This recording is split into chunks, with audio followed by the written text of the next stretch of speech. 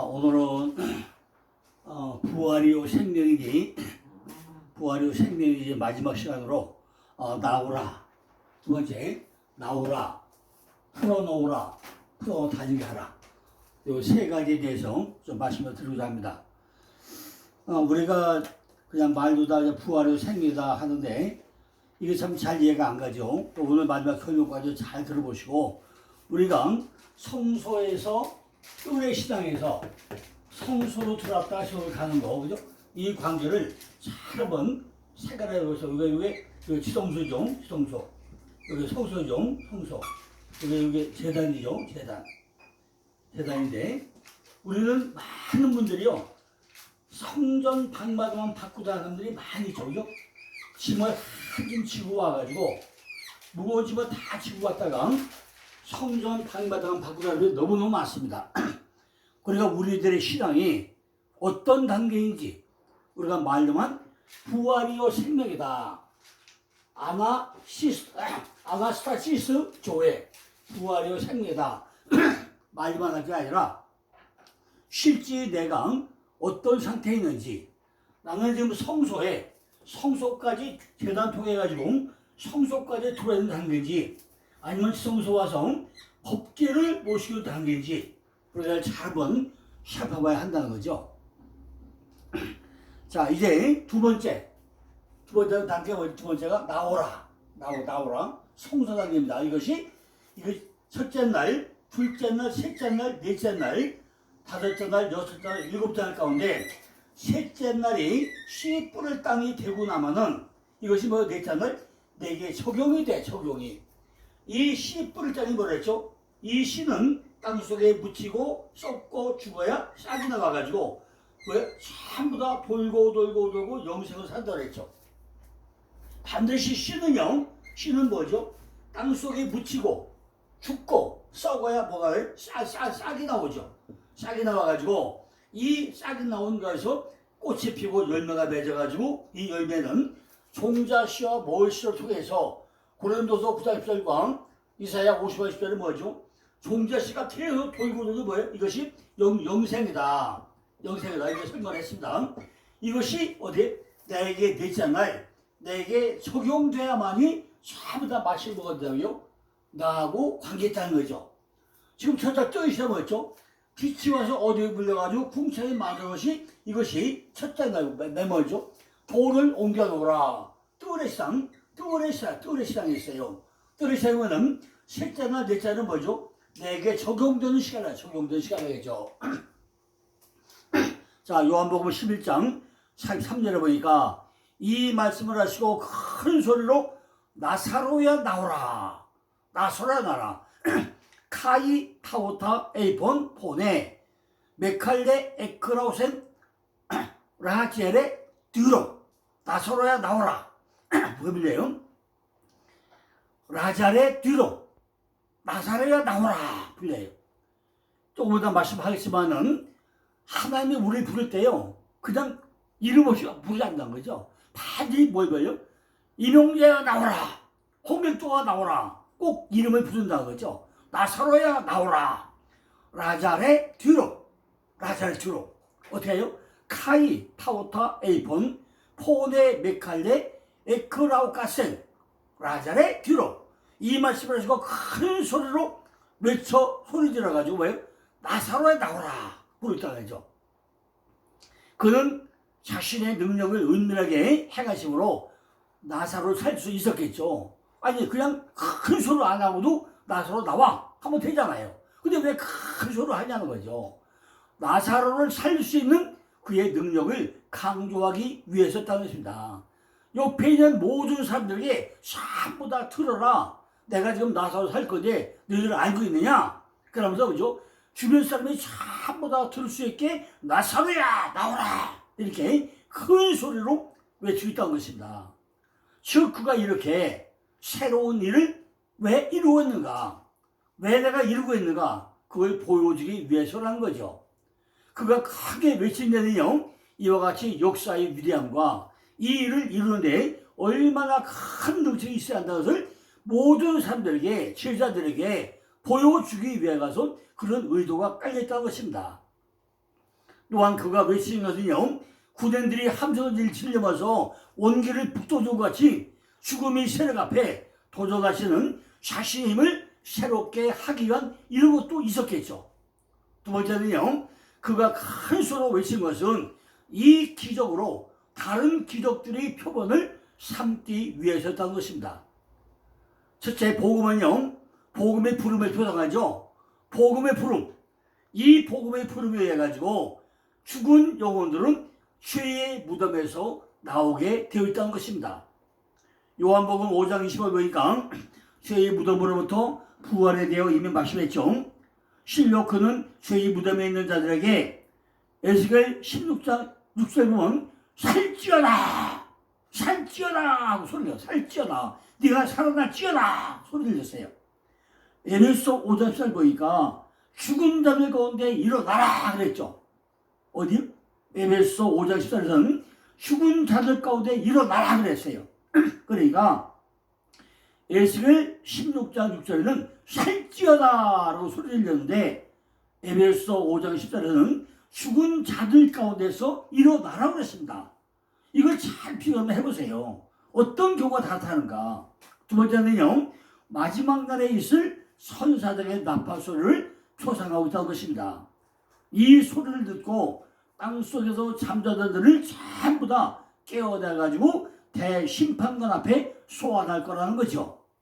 시편 50편 4절 보니까 그는 그 백성을 판단하시려고 위 하늘과 아래 땅에 거하는 각 영혼들을 불러 모으실 때 그리스도께서는 본문에서처럼 시편 50편 5절에 나의 성소를 내 앞에 모으라 하고 아주 큰 소리로 사람들을 불러 모아면서 사람들을 부르면서 강림을 했다는 것입니다. 이 커다란 외침은 아주 짧은 것다. 아주 짧게 힘있게 나서야 나오라 이렇게 짧게 힘있게 했다는 거죠. 그러나 그것은요, 무덤의 요새를 무너뜨리는 하나님을 통해서 나오는 강력한 능력이기도 했다는 것입니다. 그리스도께서는요, 우리가 고뇌 잠든 사람을 깨울 때 그 이름을 불러 깨우듯이 나사로야 나오라 나사로라고 큰 소리로 왜 부르는 거죠? 잠든 사람을 그렇게 깰 거 아닙니까? 일어나 깨겠습니까?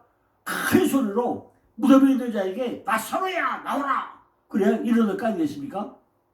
이렇게 본문에서 나사로의 이름을 부르시면요, 마지막 날에 죽었던 사람마다 다시 부활시킬 것을 의미하고 있다는 거죠. 그냥 조근조근 미용재야 나오라 홍일동아 나오라 그게 아니라 이명재야 나오라 하고 큰 소리로 외쳐가지고 주변 사람들이 서서 깨어나도록 하고 있다는 거죠. 그죠?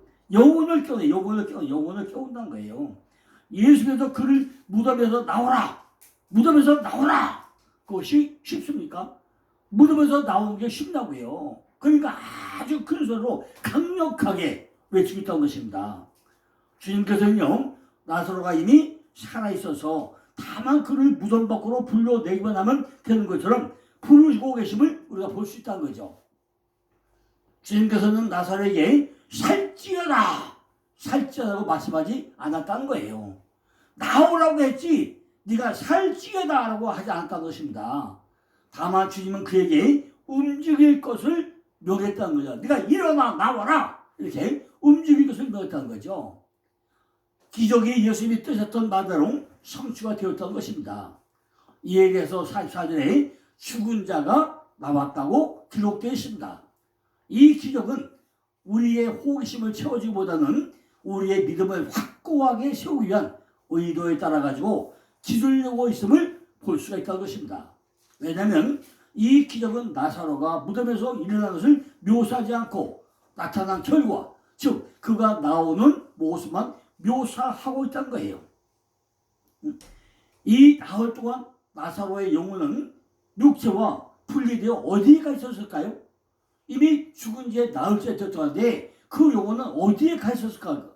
우리 궁금하지 않습니까?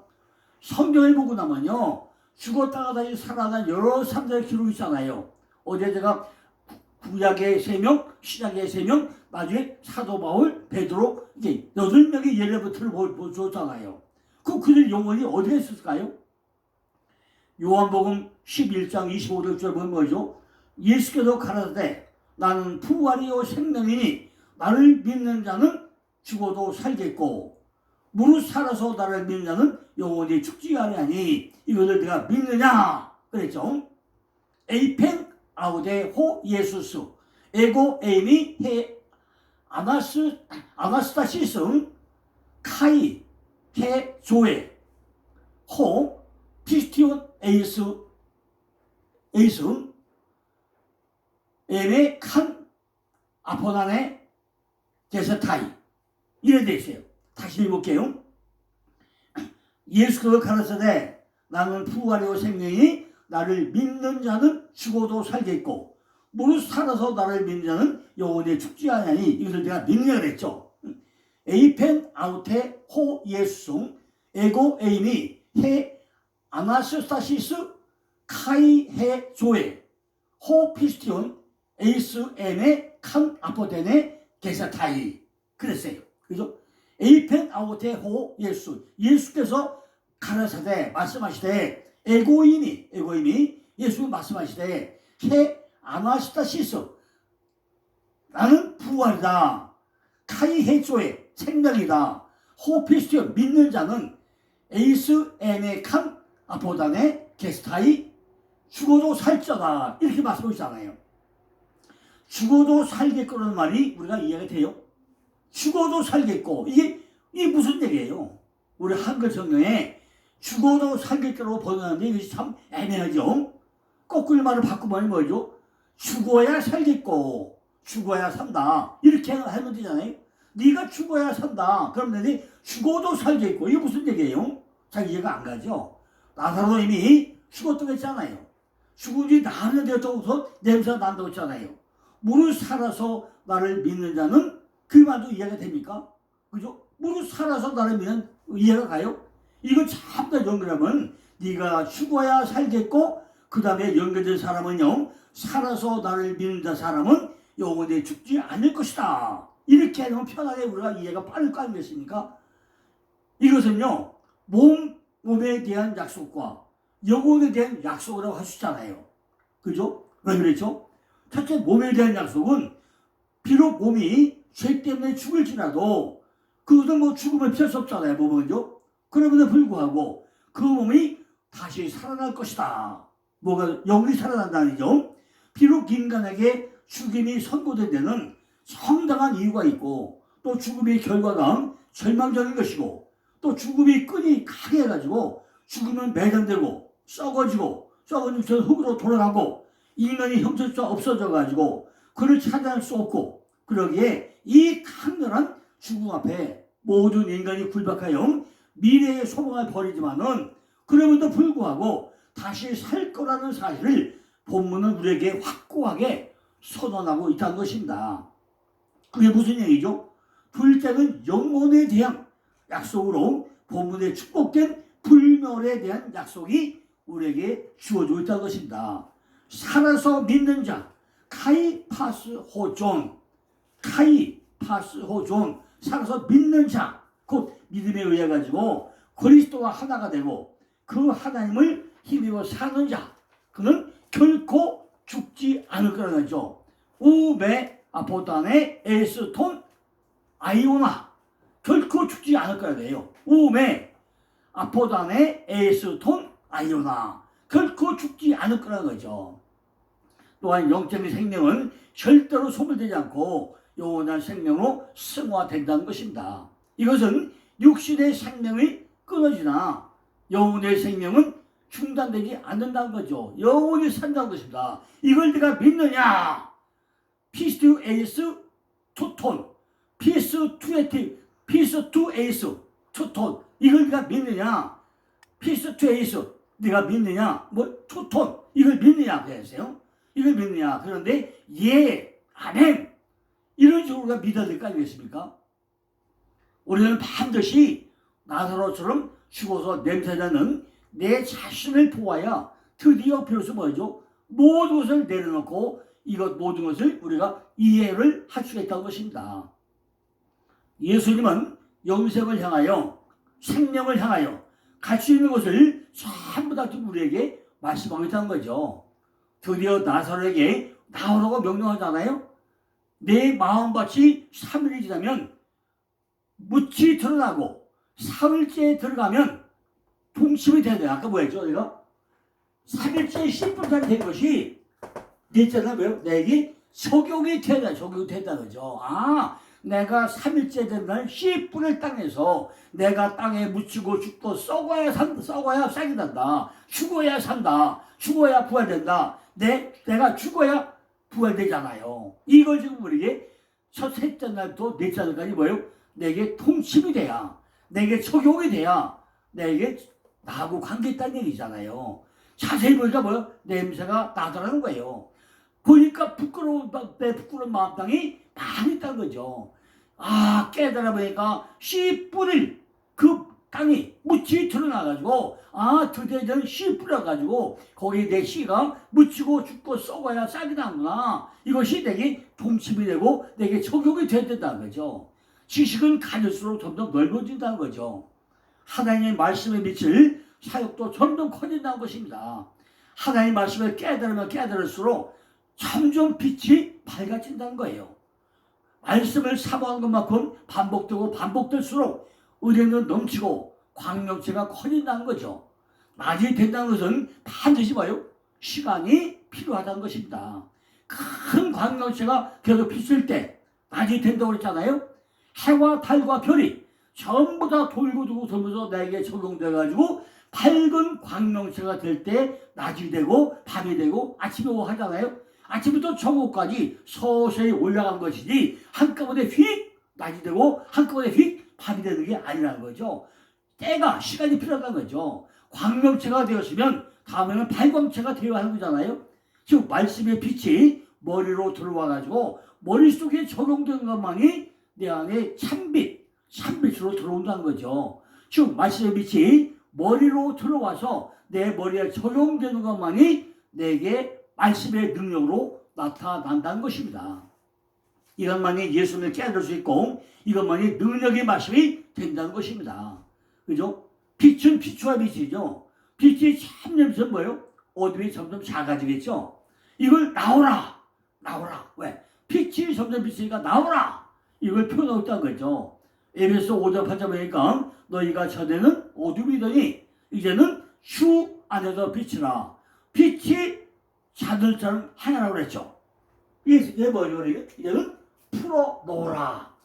풀어놓아 다니라. 아우톤 휘파게인. 그죠? 아우톤 휘파게인.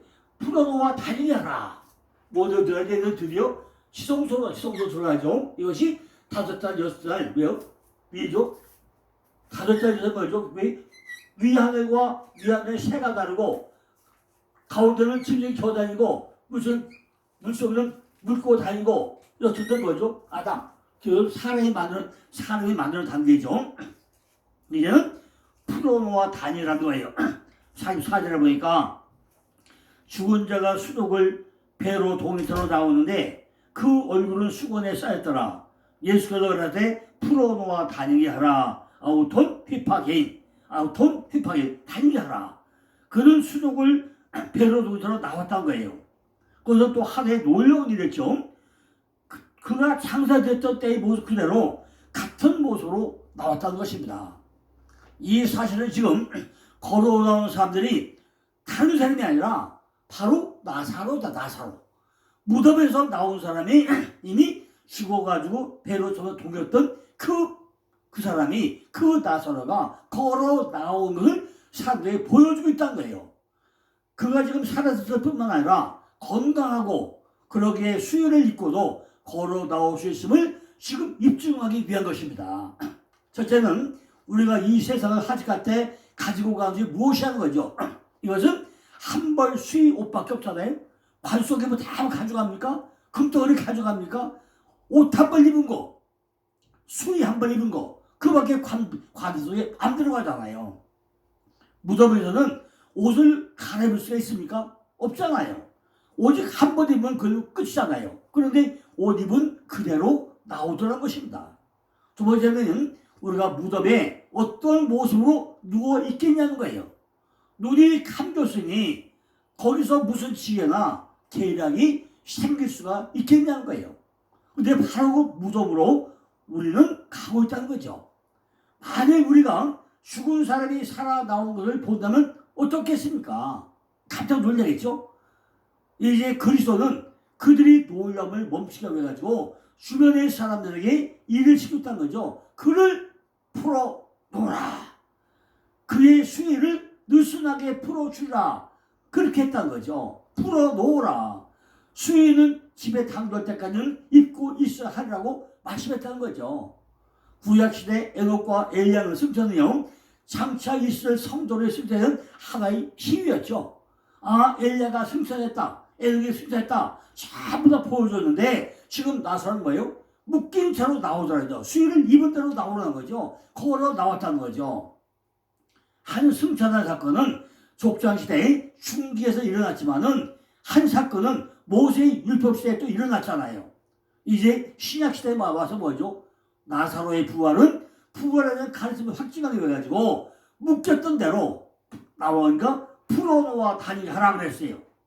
자, 마지막에 뭐죠? 지금 풀어놓아 다니게 하라고 했잖아요. 그죠? 풀어놓으라. 풀어놓아 다니게 하라. 바로 언약과 거룩이 하나 되었다.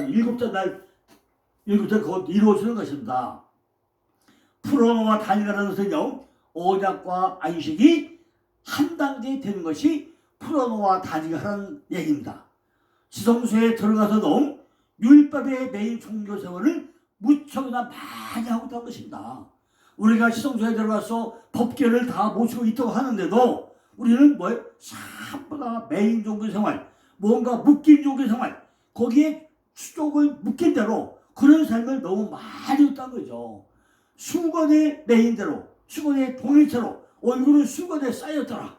왜 이처럼 자세히 들고 행하는 거죠. 많은 교회가 보게 되면요, 예배 때 모자 쓰고 예배도 많이 있죠. 그걸 담임 목사님이 광고를 해야 돼요. 예배 때는 절대로 수건 쓰지 마라, 모자 쓰지 마라. 그걸 강조하는데 아무도 안 하잖아요. 그냥 모자 쓰고 자연스럽게 예배를 해요. 그건 안 되죠. 전부 다 풀어놔서 내 머릿속에 뭐죠? 하나님이 말씀에 들어올 수 있도록 머리를 풀어줘야 돼요. 근데 왜 모자 쓰게 예배하게 합니까? 안 되죠. 우리의 신앙을 잘 믿어야 돼요. 열심히 믿어야 되죠. 헌신해야 되죠. 그래야 복을 받는 것입니다. 그리고 진리 안으로 들어가는 자유를 주면 무엇인가? 놓친 것 같은 소홀함이 있다는 거죠. 우리도요, 메인 종교 생활, 머리에 들들어서 생활만 안 된다는 거죠. 그죠?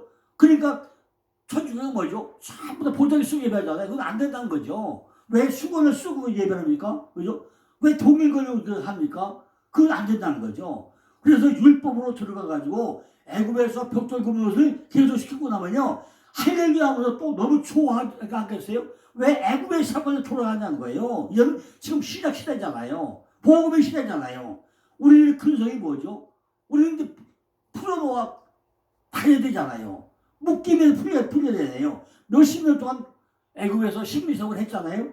전부 다 풀어가야죠. 우리 민족도 일본에 30년 동안 식민지 생활을 했잖아요. 이제는 해방되었잖아요. 그럼 우리도 자유롭게 예배를 해야죠.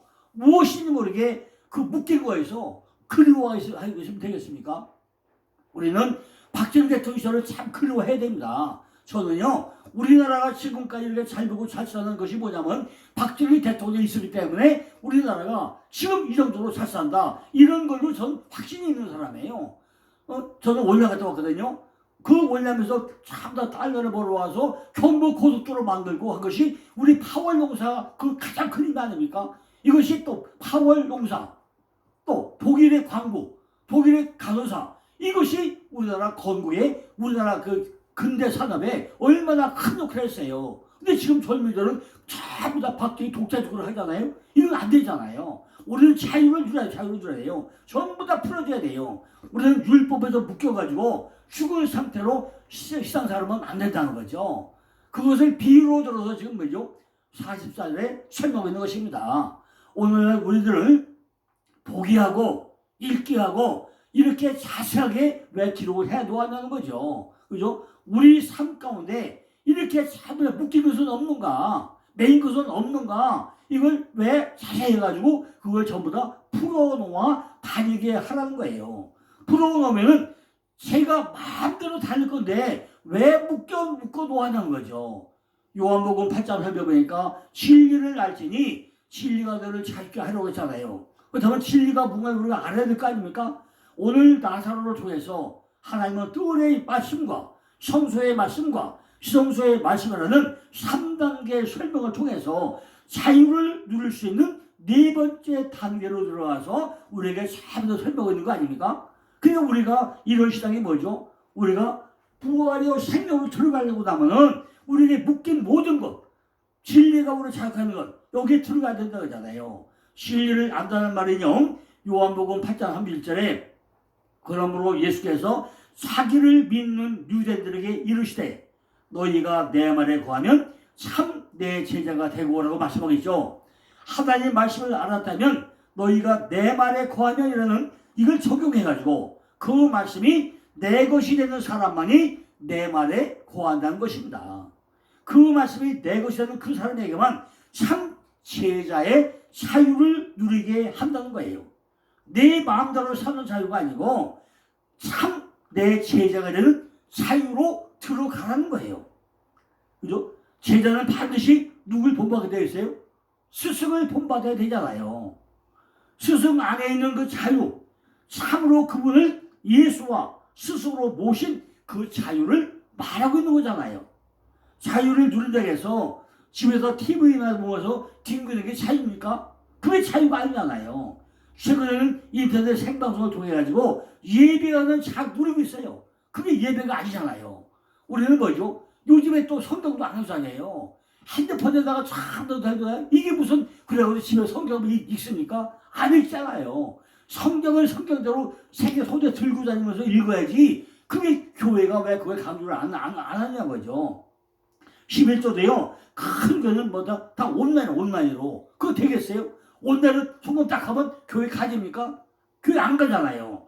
이런 것을 우리가 뭐죠? 다 벗어버려야 되는 거죠. 우리가 예물을 받을 때 거기 뭐였죠? 마음도 있고 정성도 있고 내 기도도 있고 하나님 섬기는 마음도 있고 다 있잖아요. 근데 오늘 또 보다가 난 의무 다 했어. 돈 보냈어. 휴일자 보냈어. 난 네 내용이 그걸 끝나면 이게 뭐 시장 안에 있는 것입니까?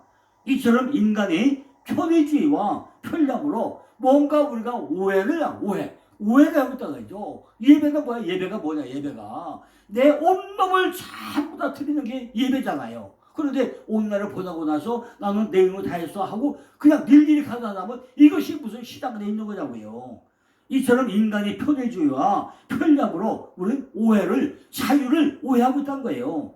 자유를 누린다는 것은 반드시 어디요? 진리 안에 거하여 누려야 한다는 것입니다.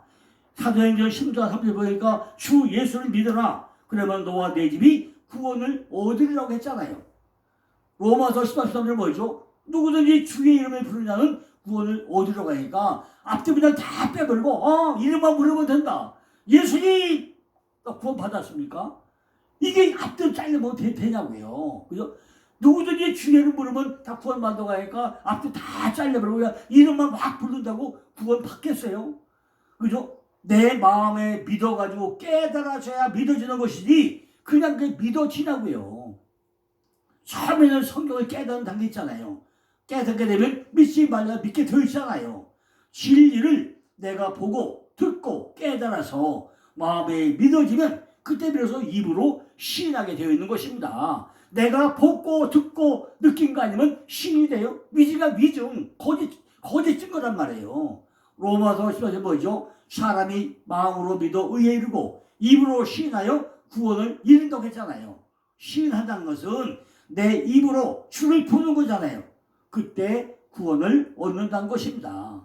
그 자리까지 가기까지는 얼마나 힘들게 가야 그 자리인데 그저 주의 이름만 부르면 구원받는다고 너무 쉽게 우리는 단정해버리고 만나는 거죠.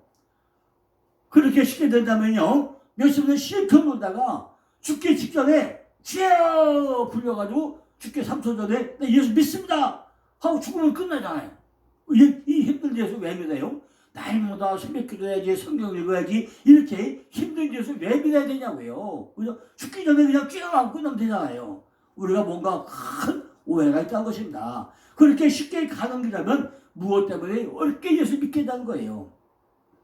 그 길은요, 예수 믿는 길은 아주 좁은 길이고 험한 길이고 힘든 길이고 주님만 바라보고 가는 외롭고 쓸쓸한 길이 예수 믿는 길이잖아요. 그죠? 루키에서도 뭐죠? 한 소년이 보리 이삭을 떨어뜨리는 것만 따라다니면서 이삭을 죽도록 하잖아요.